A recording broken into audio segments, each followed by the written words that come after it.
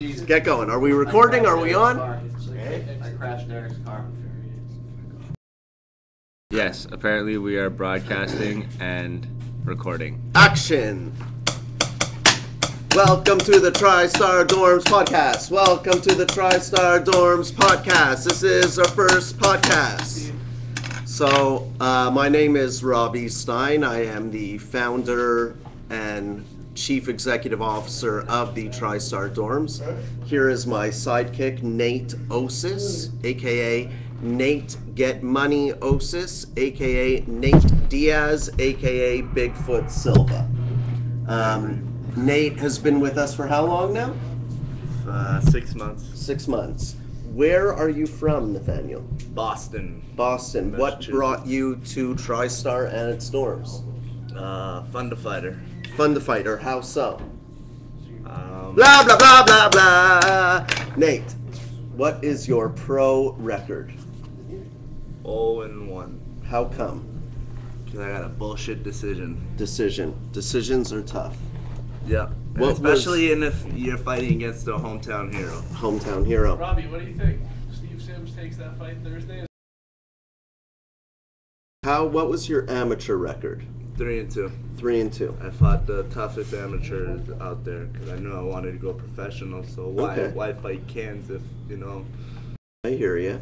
If I'm going to pro level. You've been here 6 months. You obviously were shit before you got here. Yeah. How do you feel you've improved since? I'm on a whole new level. How? Like my jiu-jitsu improved, my striking, because like striking evolved from like the Vandalay just swing, and get a hit. Yeah. While just protecting yourself, but now it's like a little more technical, where you have to like think about taking your shot before you take your shot, because one wrong corner, you can land a punch or you cannot land a punch. So, you've been here 6 months. You've been training at TriStar Gym under the tutelage of Faraz Zahabi. I saw you work very hard even with George St. Pierre. Talk about living in Montreal and having moved here. I mean, everyone knows TriStar Gym is the best in the world. I don't think we have to question that. Yeah. But talk about Montreal, talk about the dorms, what you like about it, what you don't like about it. Well, I just love like from the beginning that I walked in to the dorms, I felt the good vibe, like I felt like this is gonna be my new family. I feel really, happy here. Like in Boston, I was like a little depressed. It wasn't, Sure. It's not good for a fighter to be depressed. No. You want to be excited about what you're doing. I wasn't excited anymore. But when I came here, I started doing the training, and then I knew I had a little rough start in the beginning. Yeah. But I'm glad I worked my way back up to, where I'm supposed to be, and I really appreciate Faraz telling me, hey, you got to go back all the way to the red mat, back to the pro class. Work your way back up. Who's your favorite person that lives in the dorms? Robbie Stein. I don't live here. Oh yeah, I'm kidding. Eamon Zahabi. Why? For those that don't know, Eamon Zahabi is Faraz Zahabi's younger brother. He recently had his pro debut. He is 1-0. I believe he's 25 years old, but Eamon has been training for years, and he is, one of the up-and-coming prospects at a TriStar Gym. What makes him your favorite person?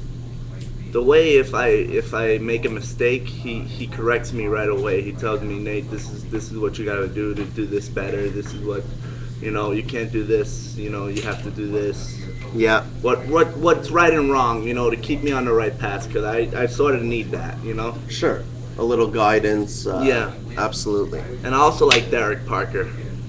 Derek Parker is a professional hockey player who plays in a league that I guess sort of specializes in hockey fights.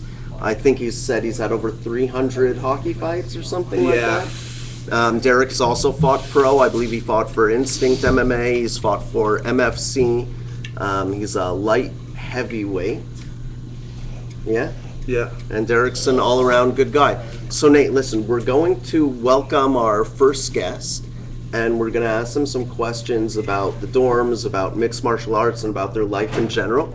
So I'd like to welcome to the show our first official guest. His name is Steve the Kitten Sims.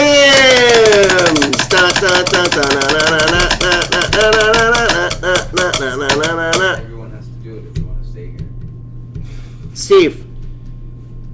Steve's taking his time to get here. He's just returned from Edmonton, being in Ryan Ford's corner. Steve, sit your ass in the fucking chair. Steve, I'm not sitting there. Do you want me to move a little bit more? let's go! You're fucking up my whole fucking podcast thing. Will you just sit down, please? Do I ask you for a lot? And here he comes, the kitten. Thank you, studio audience. I want you sitting here, by the way, touching Nate. No. Sit here. Sit here. Why is Sit he here. Sit here. He's my sidekick. Just sitting here. Okay, here we go. Steve, you are a professional MMA fighter. I guess. Okay. You are 4-0. Is anyone watching this? You're a piece of shit. What's your record? You just said it. 4-0? Do you have... I'm just pulling out my notes, okay? How long have you been living at the TriStar dorms? 6 months. Has it been the best 6 months of your life? No. Has it been the worst 6 months of your life? Yeah.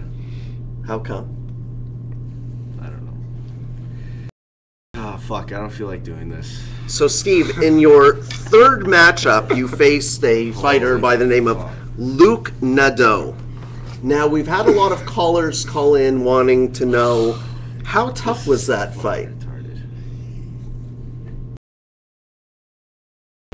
It's perfect. Was that a tough fight? Yeah. I see you won in the second round by submission. Fuck, this is so stupid. Can we stop? No. Do you like living here? You've got to do this. Luke Nadeau, second round, submission. What happened in the first round? I don't remember.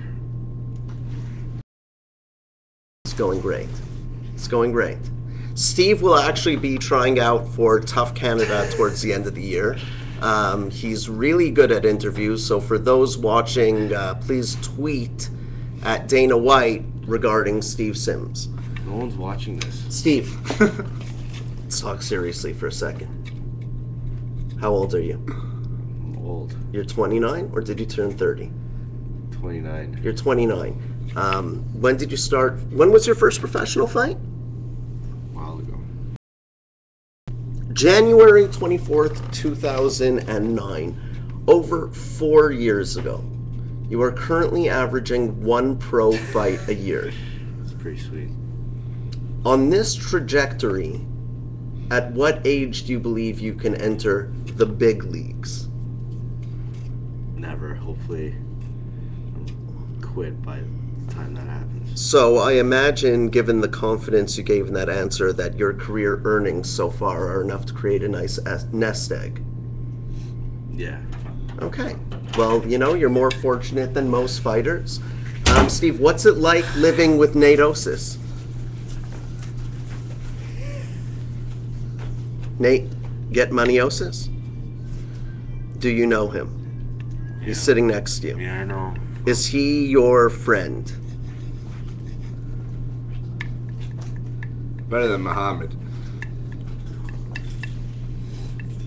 Fuck, I don't even know. You don't even know if he's your friend? Oh.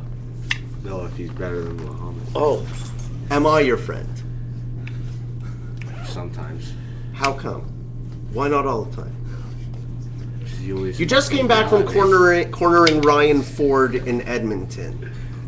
Discuss the strategy you used. I see after the first round you were looking at your cell phone, obviously to look up some certain techniques or something.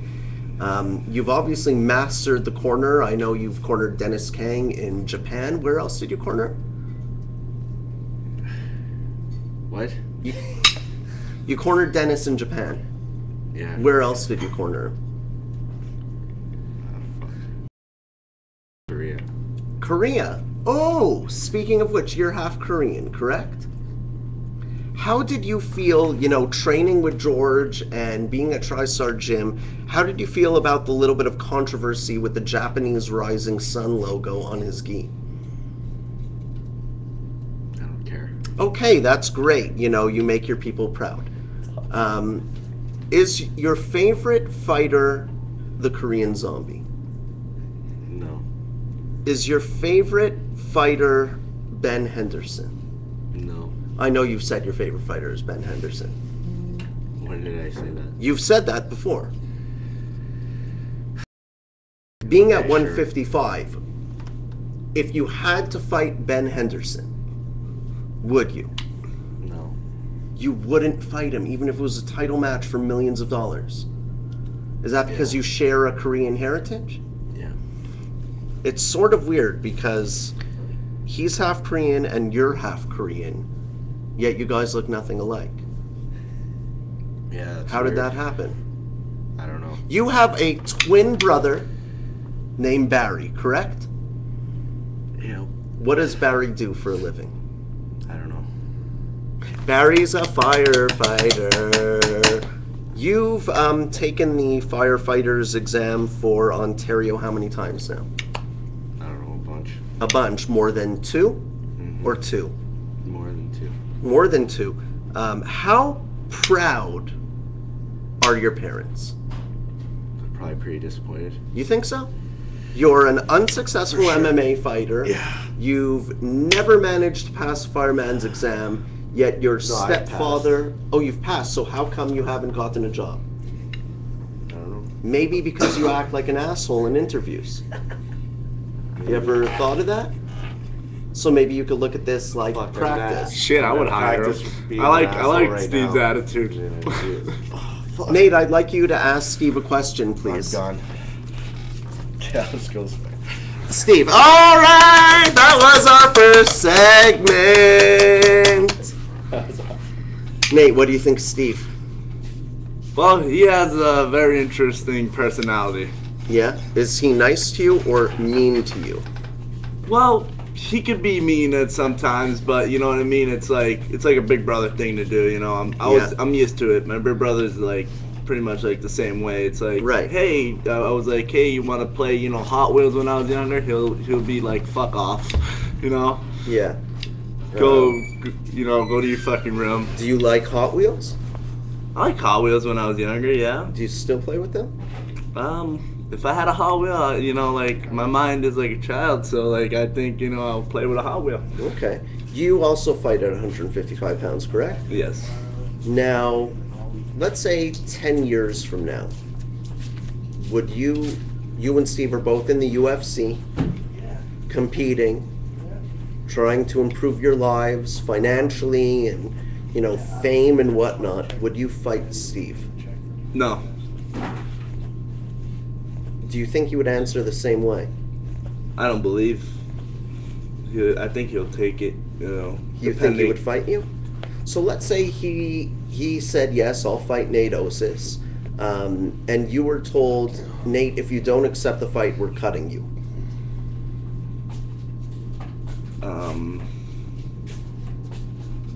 Then you know what? I'll be like this. If they want us to fight, you know what? Let's put on a hell of a show. Yeah, But yeah. Now, I wouldn't want to be, and then plus maybe it'll depend how long I've been in the UFC, and then if I'm financially set, Yeah. I think I might take the cut as well because I really don't want to fight a family member because this is TriStar like family. Because I had that type of heart, I personally think that that's a very nice answer. I think you're a fucking idiot for not taking the fight if you were in that circumstance, but listen, to each their own. Steve would probably destroy you, right? Yeah, of course. Right you are. Okay, Right that's to our good. Robbie. On to our next segment. If he won't join us, we'll just go ahead and talk about him in front of his face because he's in the back right now. We would like to welcome a special guest. He is famous, known around the world. He is trained all around the world, trained by the best. He was Canada's first black belt in Brazilian Jiu-Jitsu. Please welcome Mark Bocek.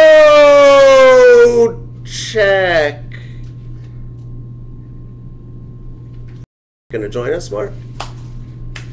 Salud! I learned that in Would you like to join us? I'll join from here. You know, I'd rather you be on screen because someone as famous as you, they may not believe the person I'm talking to is actually Mark Bocek.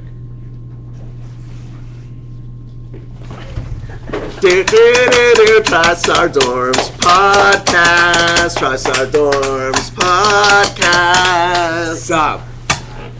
Got your back, Bocek. We'll pull out my notes. Excuse me, it may take a moment. Why don't you introduce yourself for those that don't know? Maybe Nate, you can ask him a question or two. How is it living here, Bocek? It's not too bad. Not exactly what I expected, but since I have guys like you to keep me company, it helps pass the time. Mark Bocek, UFC lightweight. That was good. Mark, I've gotten to know you over time, and I find that the personality you express in interviews is not the Mark Bocek that everyone should know. I actually consider you a friend at this point. You know, we've double dated with our significant others. I think you're a funny guy, but like, I'm looking at your face now, and I think just because there's a camera on you, you give a certain look about you. Is that to intimidate your future opponents? No, I take this interview for what it is. I'm what you might call a marketing machine. Yeah. I did have quite fun with your very significant other better half. Yeah. But I think the interview is going quite well. You said something really important there. You called yourself a marketing machine. I mean, I would fully agree to that. You have how many Twitter followers right now? About 14.5. How is there half a person? It's not half a person. The 5 stands for 500. 14.5 14,500 followers. for the layman. That puts you in a serious league of Twitter followers. It sure does. Now, obviously you must be filthy rich being in the UFC. What do you like to do with your money? I'm actually kind of broke right now. That's my current situation, and that's why I'm here at the dorms. Are you okay? Mark, I'll be fine with it. tell me how you came up with the nickname the Red Dragon. I didn't. It was someone at TriStar coined it at some point in time, and some people use it, some don't. Some use Sir Mark Andrew. Sir Mark Andrew? Yeah. Okay. Some use Bo. Bo. Some just simply use my last name. Yeah, no problem. Bocek. Yeah. Two different walls. But you know, either is acceptable. Mark is acceptable. Someone told me that you're actually, the new nickname you're coming out with is Mark the Coat Check Bocek. That's a good one. That must be part of your marketing machine right there. You say so, but that would kind of be a negative on that one. Oh no? Yeah, that'd be a negative.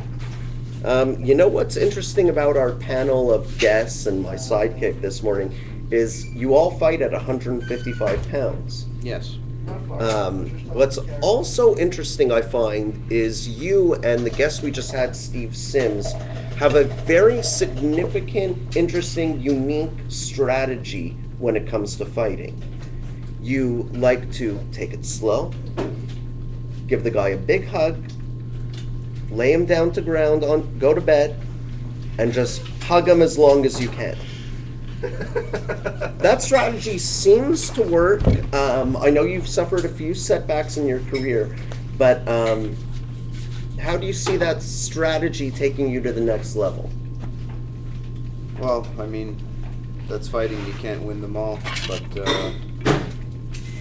I guess there's one thing to be said for being an exciting fighter, and there's another thing for winning fights. But I guess once you stop taking your strengths to your opponent's weaknesses, you're no longer an intelligent MMA fighter. Okay. When you fight live, the excessive amount of booing is obviously towards your opponent, correct? Obviously. Okay, given your marketing abilities and the capability. Now, we had a lot of emails come in and a lot of phone-in requests for certain questions. The first question is,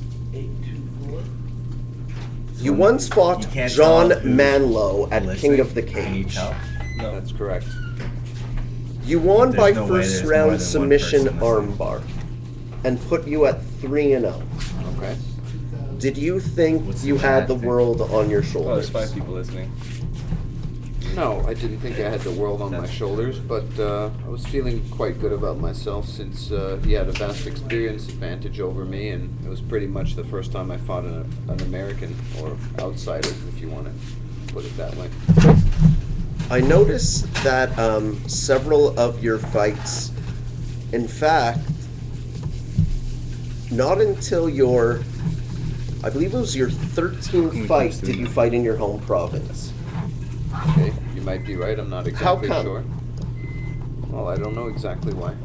I would probably tell you that the reason is because MMA was banned in your home province for many years. Did you know that? I'm aware of it now, but you didn't exactly give me a time frame there, so I wasn't really sure. I don't keep track of my record on ShareDog or things of that nature. Okay. Mark, why don't you talk to us about growing up? You told me a story where you were living in the Czech Republic. You didn't speak English, you didn't speak Czech, you didn't speak anything until you were 7. Food was hard to come by until you were smuggled by a mining prospect guy, and he brought you to Canada to help work the iron ore mines in Ontario. Tell us a little about He's a that. douchebag. Yeah, growing up in Prague was pretty tough, not speaking the local tongue. We used to take long walks for water and bread. My mother and father... Are you a communist? Used to be. My mother and father used to make them buy them cigarettes and alcohol. That was what they usually have for breakfast. I'm no longer with my father anymore. He decided to step away once I decided to turn into a professional athlete, so to speak. And my mother is somewhat supportive of this sport, if you want to Serious call it question. Your mother must be supportive. This is serious. This is where we'll turn the interview into no more games, a real thing. Stuff that I don't think a lot of people know. You were, I believe, and correct me where I'm wrong, you were 16 when you left your house to go to Brazil to learn jiu-jitsu. Is that right? That would be correct. Who did you go train with there? Tell me about it. Like, you're 16 years old. Most kids, are still living in their parents' house. They're doing homework. You look at your mom and you just say, "Mom, going to Brazil?" Like, what happened? Same story as everyone else. Early UFCs got me started into it. I wanted to go to the source. I wanted to go to the best. So I went to Rio de Janeiro and I trained at the Nova União camp. You're giving me no. I have to stop. I know you're a marketing machine. I know you've done many interviews before, but you're giving me the generic, boring answer. I want to know how you convinced your mother to let you go. That's the first part of the question. I didn't. I had a buddy working for Air Canada, Yes. and I just upped and left. The airport in Rio is right next to the favelas, so as soon as I got there, I was cased out, and my first taxi ride, I was driven right into a favela, which I thought was my hotel. That's where I started training. I was robbed and abused multiple times. No, you weren't. Now you're just messing around. No, I'm dead serious. And yeah, the first favela, I think it was called Rocinha. It's a notable favela. They try to do all types of charity work there. But after knowing some of the 14-year-old commandos, I managed to weasel my way out and get into Copacabana, and then start training at some of the more notable gyms there. And You're it was serious? A little safer. You're serious? Yeah. Wow. How long did you stay there for? In Brazil or the favelas? The Brazil, the first time you went. A few weeks. And then you came home. Then I came home. Who was there to train with at home? I mean, obviously, you just went to Brazil when 15 years ago it was the best place in the world to learn Brazilian Jiu-Jitsu. You come back to Toronto, you must have been like, you couldn't compare what was going on. I had 3 people to train with. Me, myself, and I. That was it. That was it. And like, this sounds stupid, but was there high-speed internet when we were 16? Like, how are you getting even videos? You know what I mean? Well, I didn't have a computer till I was 19. Right.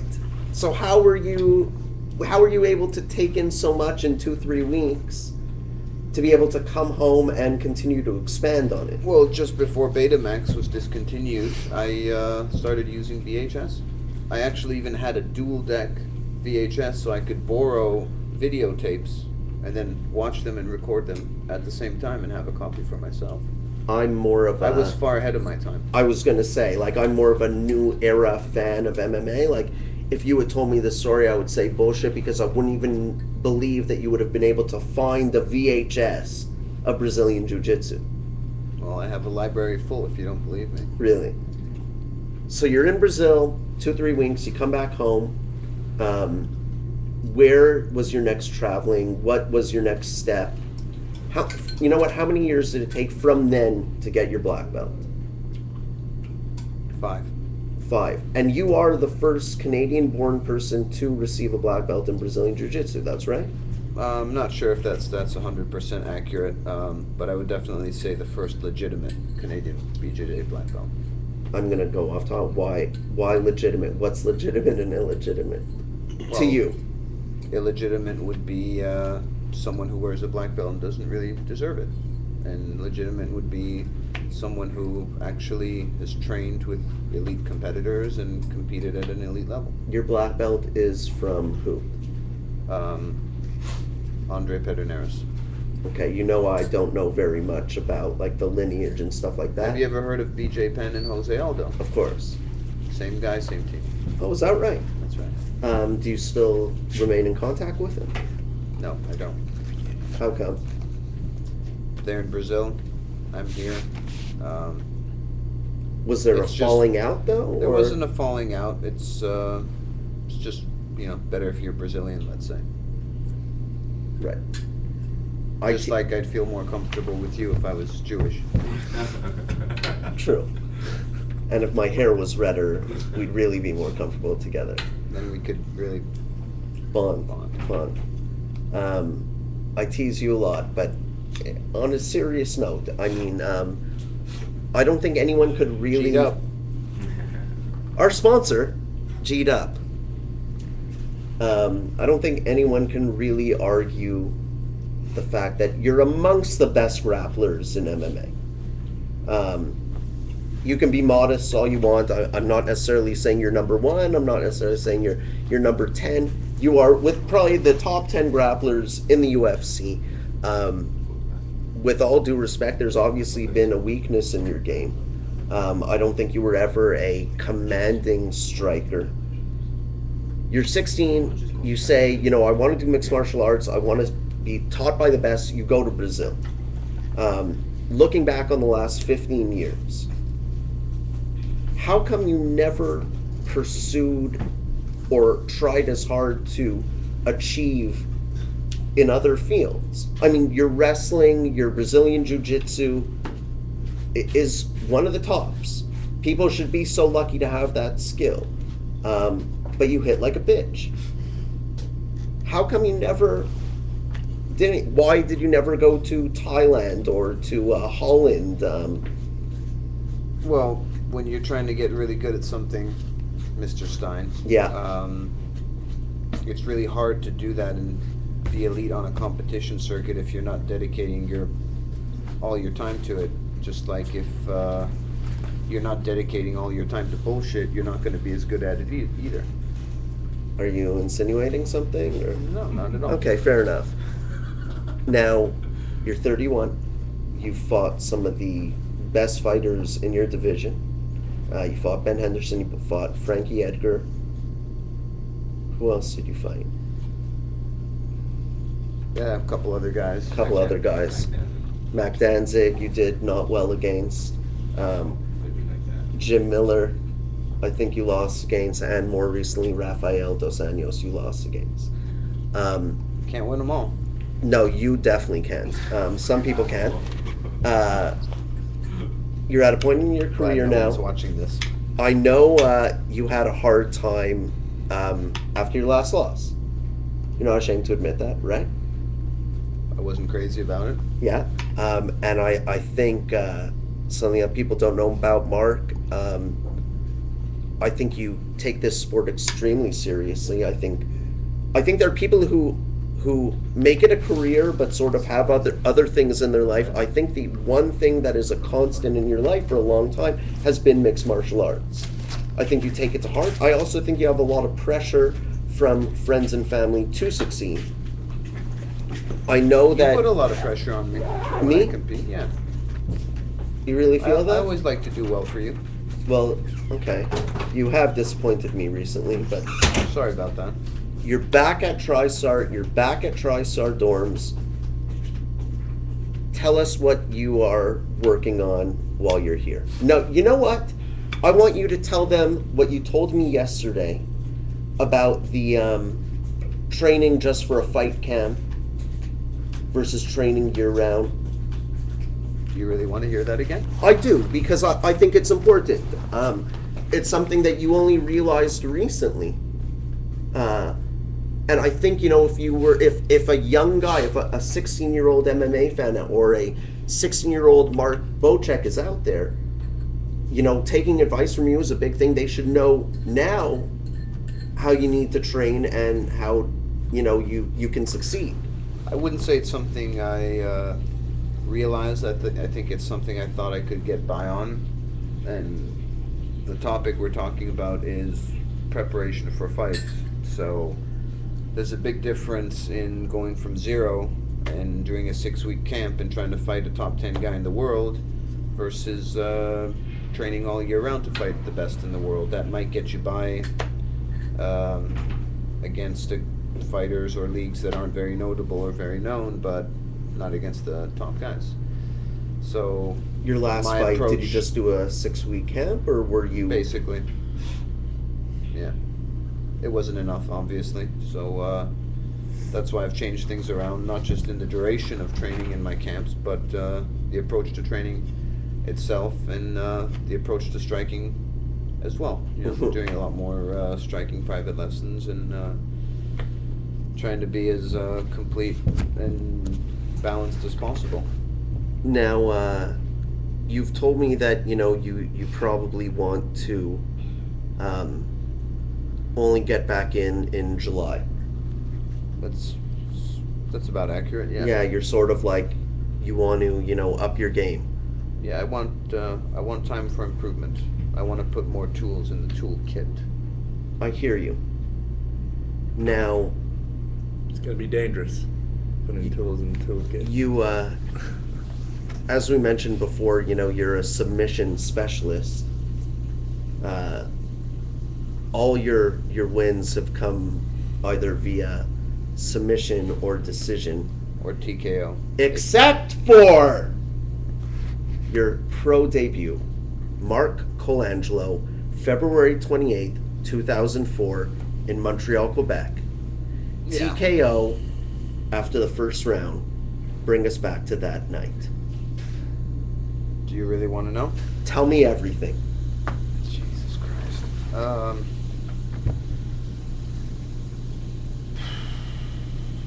Lived in Brazil close to a year. No, hold on. Prior to that. It's February 28th, 2004. Tell me what the fuck happens. You're in Montreal. Okay, I'm You in step in the Montreal. fucking cage. Mark Colangelo's on the other end. Was it his pro debut? No. Holy shit, you didn't give a fuck. You were ready to go. Tell me about it. Okay, let's go back to that fucking night. Where was the fight in Montreal? I don't remember exactly where. It was an event called TKO. Not the Bell Center. I don't remember. Okay, great. I'm the second fight on the card. Yeah. First guy comes back from from his fight. He has fucking eyebrows split open. He lost the fight. I'm thinking, what the fuck am I doing here? I had a lot of competition experience, but this was different. This was something new. Yeah. I look at the Jumbotron and... Jumbotron. So Yeah. this was like a real event. Yeah, it was TKO, and basically I look at the Jumbotron as I'm walking the ring, and my opponent says, Mark Bocek, welcome to MMA. So I got a little nervous. How many fights did he have? Do you remember? I don't know, 4 or 5. I hit it Okay. with a smile on my face. Pretty much everything went to plan the first round, aside from finishing him. And then he just wouldn't come out for the second round. Was he injured? Beat up. Were you punching him a lot? I was punching him a little bit, but he more mentally wilted than anything. But it wasn't his first fight. I mean, No, it wasn't his first what rodeo. were you doing but to him it that was he wouldn't come out? It was a good fight for me, you know. I took him down, I made him tired, I hit him a little bit, but he more mentally just broke than anything. Now, when the referee raised your arm in winning, did you look at Mark Colangelo and say, thanks for welcoming me to MMA? Similar, I said thanks for taking the fight. Oh, you're a fucking loser. Okay. Do you have a message for Mark Colangelo now? No. You don't even want to say, hey, hope you're doing well. Thanks for taking the fight again. Hope you're doing well. Thanks for being my MMA debut. Okay. What would you say right now, this second? How many more questions do you have for me? Not many. I'm almost done, I Okay. promise. What would you say? Okay, I'm going to ask you a few more serious questions, and I'm going to fuck with you a little, and then we're done. All right. I promise. Okay. Which loss do you want to take back the most? Steve, if you want to be in front of the camera and talk, you can come in front of the camera. I'd probably say Jim Miller. I know why you'd say Jim Miller, and with all due respect to Jim Miller, I think he was a tough opponent just because you feel like you were robbed. You feel that you won that fight. I guess you could say that. Now, It was a close fight. of your losses, though, you've lost to Frankie Edgar and Ben Henderson. Personally, today, if I was Mark Bocek, who do I want to fight again? I want to fight Ben Henderson. I want the belt. Do you But want that belt? Obviously, that won't be my next fight. No. Since he's the champion and I'm coming off a loss. Of course I Right. want the belt, but I'm just looking at it one fight at a time. You know, I can't predict the future, and pretty much all I do and know is the sport, and I've got a lot more to learn as a man than as a fighter. So, you know, one at a time. I don't know what the future holds. Who's your best friend in Montreal? I think I'm talking to him. You heard it here first, ladies and gentlemen. Robbie Stein and Mark Bocek are best friends. I used to be best friends with Steve Sims, but you saw what kind of an asshole he is. He's not an asshole. He has an interesting personality. Interesting personality. Great interview, by the way. Mark, you recently granted Steve his brown belt. What led you to make that decision? Besides his skill, obviously. Besides his skill. We knew he warranted a black belt because of his skill. What made you actually call him up, brown belt, sorry, and say, Steve, here's your brown belt? I've never been the type to force things about people. Steve's been training a long time. He's been working hard. He's been doing well. I was consulting with his other coach, Firas Zahabi. Yeah? we were discussing the situation. What made you And, What made you consult with Perez? well, if you let me finish, I'll tell you. We both kind of came to a mutual agreement that it was time. He agreed, I'd agreed. Yeah. And Steve's been showing some good promise, so it was time. One thing led to another, and it happened and developed. Congratulations, Steve. Now, I don't think that is exactly the true story. What do you think is the I true will story? take you back in time a little bit. Okay. Where Steve Sims had left you because he said you were a shitty coach and he moved to Montreal. He obviously kept in touch with you because he was using you for your connections to the UFC. Okay. Steve, having confided in his best friend at the time, me, said, I thought I was you your know, best friend. now you are. I said, at the time. Okay. He said, fuck, I trained with Mark for so many years, like, he gives people these belts, and, like, I don't know why, but he doesn't give me his brown belt. And he said that because I asked him what belt you have. And he was actually quite sad about it. Fast forward a little bit, you're back at the dorms, I'm talking to you, and what comes out of my mouth is, why don't you give Steve a brown belt? Don't you think that got the ball rolling to the story that you just discussed? It very well might have. Your story might be slightly in tune with mine. I forget details, Steve punches me in the head a lot, so it's hard to remember. So would you everything. say that I am able to recognize talent and which belt level they should be at, and am probably your belt-giving advisor? I think Steve's brown belt was duly in part to yourself, Mm-hmm. consulting with me, Thank you. and I think it was a wise decision. I think if we held him back any longer, it just wouldn't. He wouldn't it wouldn't progress. be right, and you've been a big contribution to that. So I thank you for that. I don't know what I'd do without you. I gotta go train. Go fuck yourself. Go. Go get the hell out of here. Go. We Get don't out, need get you. out. You were shit anyway. We need a new sidekick already. Peace. Saturday. Now, Saturday. Mark, I know you don't pay attention to the rumor mill, but there are some rumors I need to address. The Ultimate Fighter is coming to Canada. We know this as a fact. That's not a rumor. The Ultimate Fighter is doing Tough Canada. Fact or fiction? Fact! Okay. Here's where we get to rumors. I want to know, what you're allowed to discuss with us. Rumor has it you will be coaching Tough Canada against TJ Grant. Well, I wasn't aware of that, but if that is the case, which I highly doubt it is, that would be remarkable. You would accept that position if it was offered to you. Absolutely. Do you think you would make a good coach on The Ultimate Fighter? Yeah, I do. I have 13 years of coaching experience, so I think Yeah. I would. Now, besides being a terrible conversationalist and a horrible striker, what do you really bring to the table if you were to appear on Tough Canada? You mean if I were to eventually fight TJ Grant, since we're on the show? Is that No, what I you're mean, asking? like, as a coach, what would you really do for these kids trying to be on the come up? And do you think the guys who got picked to be on your team as opposed to TJ Grant would quit the show? No, I don't believe they would. I think that can help them tremendously with their wrestling and grappling, or as you like to call it, hugging techniques. And obviously for striking, I'd bring in a striking specialist for that, like yourself. Talking about that, Who are you speaking to right now? Coach Zahabi says the boys are late to training and send them over.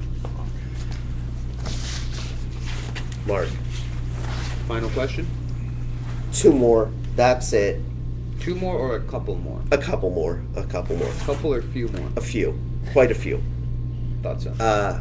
you talked about, Ultimate Fighter, you're allowed to bring on coaches. Where do I fit I see in? where this is going. How would I do against TJ? No, I don't give a shit how you do against TJ Grant. What fucking coach am I?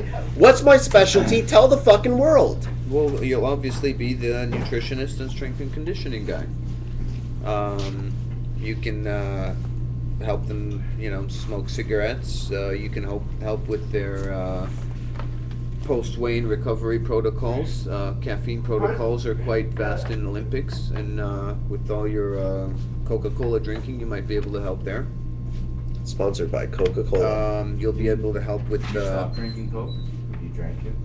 I've had like 3 in a week. It's pretty good. yeah, you'll be able to help with their carve-up meals. The Tim Hortons, Dunkin' Donuts. Who else would join us in this coaching roster? Myself. See you, buddy. Myself, you, Steve Sims, and Faraz Zahabi, Brilliant. Gia Sasuri, and Conrad Plau. That is a fucking solid coaching staff. You like that? Yeah. Yeah. Now, how do we get you on the Ultimate Fighter Canada? Well, that's a good question.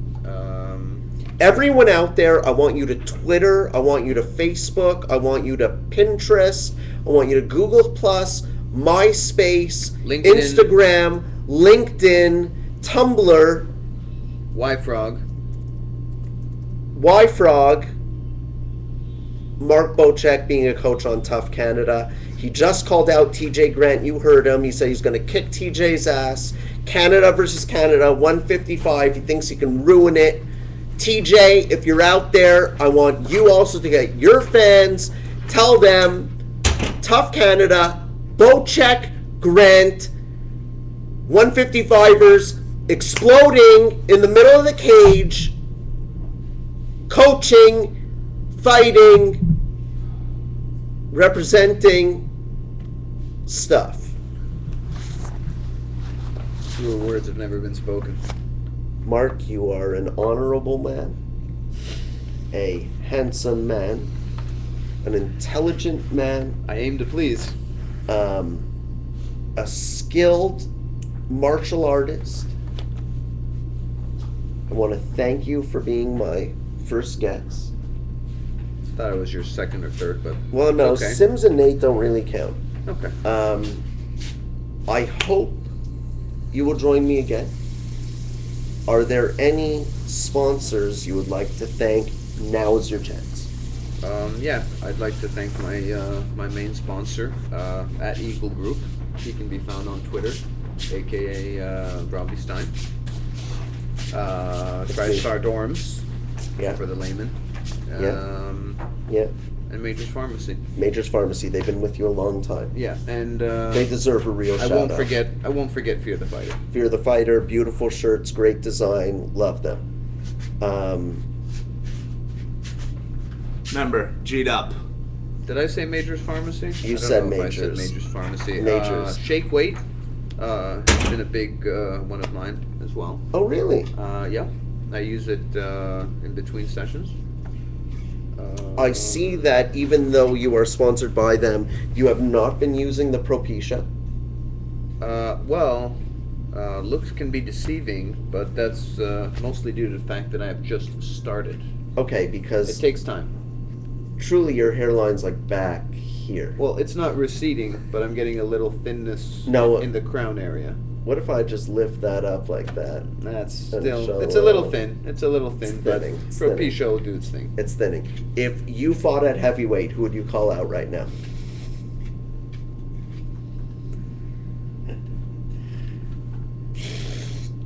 What kind of money are we talking about here? to Well, if you in fight the heavyweight? champ, you're gonna get a lot of money. If you fight someone who's shit, you get shit. Let's see. Who's the heavyweight with the least amount of punching power? Obviously. I know he's great, and he's a grinder and a worker, so I guess maybe Cain Velasquez. Cain Velasquez, you heard it here. Bocek wants you. Doesn't give a shit what you weigh, what he weighs. He will fucking whoop your ass. He says you can't even punch. That's why he picked you. fucking motherfuckers out there think they're tough. Think they're tough. They don't know what tough They don't know is. what you got. You want to shout out some sponsors? I want to shout out some sponsors. Number one shout out, Greg Hoffman. GM _ Hoffman, I think is his Twitter. If it wasn't for him, none of us would be here right now. I would be in my basement, playing on a computer with a 3-foot beard. I would like to thank Fear the Fighter. No, I'll thank them. Thank you, Fear the Fighter. I would like to thank fundafighter.com. I'd like to thank them as well. Oh, nice! The world's #1 leading crowdsourcing website for MMA. Believe that. I would like to thank Chill Dog Media, Jesse Bell, for putting this all together. I would like to thank Ryan Ford for putting on exciting fights as opposed to this guy, because otherwise I would never watch MMA. I'd like to thank Dana White for keeping the UFC alive and making it what it is.